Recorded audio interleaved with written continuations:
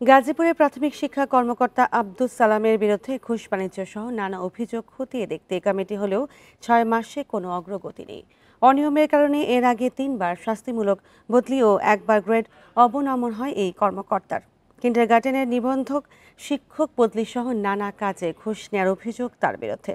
এদিকে অভিযোগ অসত্য দাবি করে আব্দুস সালাম বলেছেন তার বিরুদ্ধে ষড়যন্ত্র চলছে।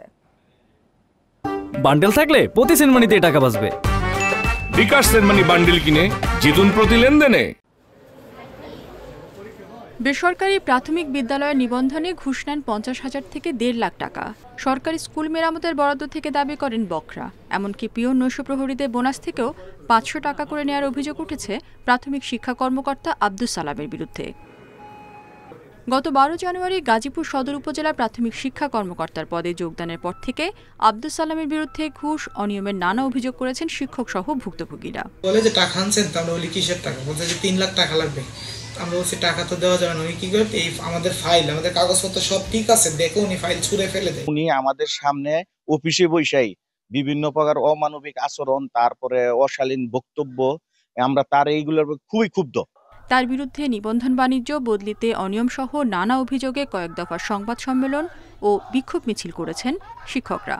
এসব ঘটনায় গত ২১ জানুয়ারি উপপরিচালক তৌহিদুল ইসলামকে আহ্বায়ক করে ৩ সদস্যের তদন্ত কমিটি গঠন করে প্রাথমিক শিক্ষা অধিদপ্তর। তবে ৬ মাসেও তদন্তের কোনো অগ্রগতি না থাকায় ক্ষুব্ধ ভুক্তভোগীরা। জেলা প্রশাসক, আমাদের পুলিশ প্রশাসন সহ আমাদের প্রাথমিক শিক্ষা অধিদপ্তর সচিব বরাবর ওনার বিরুদ্ধে আমরা কমপ্লেন করেছি। আমরা তার দৃষ্টান্তমূলক শাস্তি এবং অপসারণ চাই। অধিদপ্তর তদন্ত করে গেছে কয়েকদিন আগে, এগুলো তদন্ত হচ্ছে, ঘটনার সত্যতা প্রমাণ হলে শাস্তি হবে, তদন্ত চলছে। এই বিষয়ে যোগাযোগ করা হলে সব অভিযোগ অস্বীকার করেন সালাম। তার বিরুদ্ধে ষড়যন্ত্র হচ্ছে দাবি উপজেলা শিক্ষা কর্মকর্তার। প্রক্রিয়াটাকে কিভাবে বিঘ্নিত করবে, কিভাবে হেনস্থা করবে, এটাই হচ্ছে সত্য। এবং এই বিষয়টি কিন্তু আমার উপরের কর্তৃপক্ষও কিন্তু এটি হচ্ছে অবগত। উপজেলা শিক্ষা কর্মকর্তা আব্দুস সালামের বিরুদ্ধে আগের ৩টি বিভাগীয় মামলাও চলমান আছে। Independent news.